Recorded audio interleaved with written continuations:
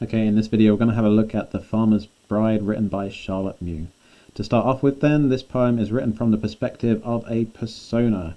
It is not written from the perspective of the poet. So, it's a narrative poem and it's told from the perspective of a farmer. And good context at this point in time, basically a male was allowed to legally rape his wife, and that's kind of important to the plot of this poem and what actually happens in it, and why the farmer's bride might well be so terrified of the farmer himself. Okay then, let's make a start. It begins with 3 summers since I chose a maid. So it's been 3 years, 3 summers, and he chooses the maid. She didn't choose him, he chooses her. The idea of calling her a maid here, it means virgin, and so he picks a virgin for his bride. Obviously, back then when people were getting married, they wanted to make sure that the person they were married was still a virgin, because that means that they're pure and that they're going to go to heaven in this case as well. Anyway, the farmer himself, he would be considered a very good match for the girl because he's wealthy, he's got land, and so she should be considered lucky to have landed such a man to be her husband. He admits afterwards in the second line, too young maybe, so he picks somebody that is probably too young to know what they're doing in their life. But he doesn't really have wooing as a priority at this time, so he says, but more's to do at harvest time than bide and woo. It's harvest time in the summer, which means that he's really busy, and therefore he hasn't got time to actually go and court or romance this girl, and so he just picks her, and that's it, that's how he chooses his wife. Afterwards then, you can see in line 4, when us was wed she turned afraid. When us, instead of when we, he says when us. And so in this case we've got a bit of colloquial language from Charlotte Mew here, and it makes him seem like he's less civilized, like he's less learned, he's less educated basically, a little bit more rough. And so that's why she uses a bit of colloquial language that belongs to an area, and so it makes him seem a little bit rough, a little less civilized here. So when they're married, she turns afraid of love and me and all things human, and she might well actually, because obviously she's going to be expected to do certain things as his bride. One of them is obviously going to be in the bedroom, so she's going to be expected to have sex with him, but also she's going to be expected to have children and to keep house as well, to make sure that all domestic affairs are taken care of whilst he's at work on the farm. So she might rightly be really terrified of what's about to happen after that wedding day. Afterwards then, you've got this next line, line 6. Like the shut of a winter's day, her smile went out. And I've said in my annotations, it's a lovely simile actually, and it suggests that the bride's smile is short-lived. Winter's days are really short, and so is her smile. Her smile went out, never to return again. She's miserable after they get married. She's really upset. He continues and says, and 'twasn't a woman, more like a little frightened Fay. So 'twasn't again another bit of colloquial language, and then more like a little frightened Fay. A Fay is a fairy, and it makes her seem delicate and small, just like the girl, just like the bride in this case as well. And then one night in the fall, in the autumn, she runned away. Again, a bit more colloquial language as well. She ran away, she was that terrified of her husband. Continuing on then, it says, out among the sheep her be, they said, should properly have been a bed. So they say she's among the sheep, basically, when he's asking where she is. So he can't keep track of his bride at this point in time. It might be embarrassing for him not to be able to keep track of his bride. And should properly have been a bed, obeying propriety, essentially she should have been a bed. It's late, but she's not there, and they don't know where she is, and he doesn't know where she is as well. But sure enough, she wasn't there, lying awake with her wide brown stare. It's interesting that she lies awake, and he knows that she lies awake as well, which means that they have been in the same bedroom because he's experienced her lying awake and not being able to fall asleep.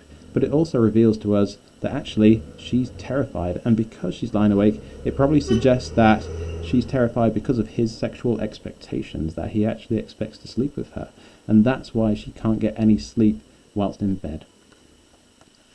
Afterwards then, one of my favourite lines, it reads, so over 7-acre field and up along across the down.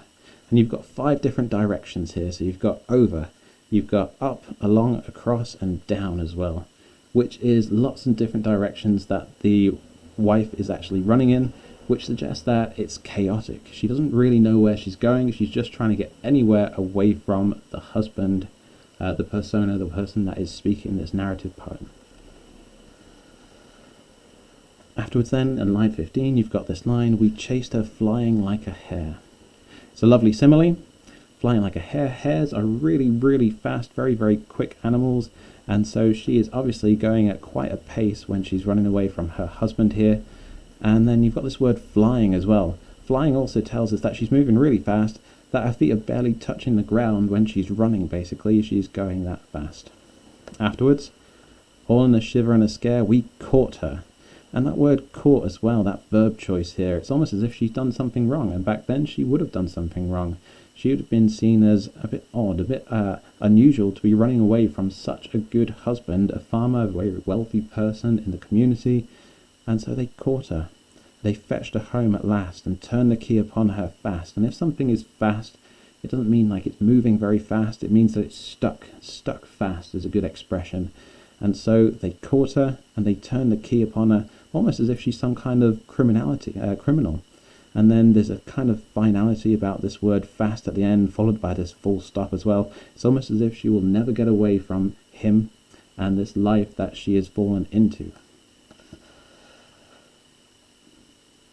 Moving on then, in the next stanza it says, she does the work about the house as well as most, but like a mouse. Again, another lovely simile here, and it suggests that she's settled into this domestic role, but she's meek like a mouse. She's very shy, she's very timid, and she doesn't have much to say to him, basically. She's just very quiet. It goes on to say, happy enough to chat and play with birds and rabbits and such as they, so long as menfolk keep away. So she talks, and she plays, but she only plays with birds and rabbits and such as they, the animals, basically. That's who she has a relationship with. And all the way throughout this poem, it's interesting to note that the farmer is looking for a relationship, and she already has one. But her relationship, her family, is the animals, the birds, the rabbits, and such as they. But she wants menfolk to keep away, all humans to keep away. Afterwards it goes on then, not near her eyes beseech, and beseech means beg or plead in this case, and we're personifying the eyes. So even just looking at her, you can see how desperate she is for men to avoid her, to get away from her, basically, because she's so terrified of them because of the situation she's in and the expectations the farmer might have, basically, of his wife. So, her eyes beseech when one of us comes within reach, when anybody is near to her. Afterwards then, it moves on to say, the women say that beasts in stall look round like children at her call. I've hardly heard her speak at all. So, beasts in stall, the beasts, the animals on the farm, look round like children. It's almost as if she's like a mother, okay? So look round like children is a lovely simile, and it's interesting. It's almost as if she has a family with the animals, but he doesn't. He certainly doesn't. He's missing out on this family life that she has gained, but she's gained it with the animals, and he hasn't gained it by actually having a wife. And then afterwards you've got that stress here, the italics here, I've hardly heard her speak at all, which says that there's disappointment there. There's a lack of relationship between him and his wife, where there is a relationship, a family relationship between the animals and his wife, and he's missing out on all of it, basically.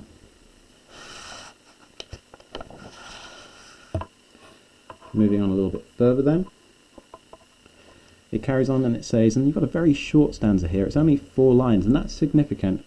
Shy as a leveret, swift as he. A leveret is a baby hare, so a small hare, and we're using a leveret this time as well because she's also equally as young. And so simile stresses she is young and she's also fast because obviously she likes running away from him. Swift as he, straight and slight as a young larch tree. Again, another simile. Slight as a larch tree. Again, she's presented as quite delicate. Young, upright, but also delicate, has a very slight figure. Sweet is the first wild violet she, so she's sweet in her disposition, but she's also wild, okay? So another simile to suggest that she is wild, and at the same time she's quite beautiful, but she's certainly not tame, and he has not been able to tame her or tame his wife into being the person that he wants her to be. So, she sweet as the first wild violet she, to her world self, but what to me, okay? You've got this question tagged on the end of this stanza, okay? And this is a short stanza. There should be an answer to this one, but it's only a 4-line stanza. Average stanzas are around about 10, 11 lines in this poem. So this stanza, by right, should be another 6, 7 lines, but it's not. And the reason for that is, he asks this question, but what to me? Well, the answer's nothing. If there was an answer, there'd be another 6 or 7 lines. But because he means nothing to her, and she means nothing to him, there isn't those 6 or 7 lines, and therefore the poet chooses to cut that stanza off really, really short to emphasize the fact that they mean nothing to one another. There is no relationship there. It doesn't exist. So I've used caesura here, there. So to her wild self, this full stop in the middle of the line to show the separation between the farmer and his wife as well. And again, that is also done by the lack of a full stanza here. It's just cut short because there is no answer to this question. But what to me, he means nothing to her, and that's what the poet is stressing. Moving on then, you've got the short days shorten and the oaks are brown, the blue smoke rises from the low grey sky. So you've got this natural imagery going on here, all this imagery from nature. One leaf in a still air falls slowly down, and magpies spotted feathers lie, which is nice. Again, natural imagery and a few bits and pieces of contrast in there, but nothing necessarily significant to analyse. On the black earth spread white with rime, and rime in this case, if it's spelled R-I-M-E, means frost. The berries redden up to Christmas time, and so you've got black and you've got white, which is maybe indicative of the opposites that you can see in the poem. The opposites being the farmer and his wife and how different they are.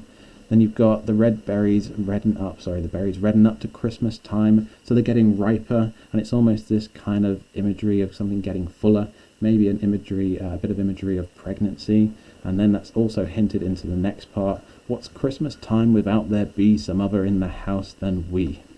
So this question here, it's not actually punctuated as a question. We've got an exclamation mark. It's showing his desperation or his despair in this case. So what's Christmas time without there be some other in the house than we? He wants other people in the house. And what other people in the house could he have? Well, he could have children. He could have a family. And he's desperate for that. He wants this relationship with his wife, but he also wants children, somebody to actually prolong his line. And yeah, absolutely, she is not providing any children for him because they have no relationship. Okay, they don't actually sleep with one another to be able to have children in this case. So he's despairing. He wants a family, and she is certainly not providing him with one. Okay, moving on. It says, she sleeps up in the attic there, alone poor maid, 'tis but a stair betwixt us. Okay, so for these parts, she sleeps alone. She sleeps up in the attic there, alone poor maid, okay?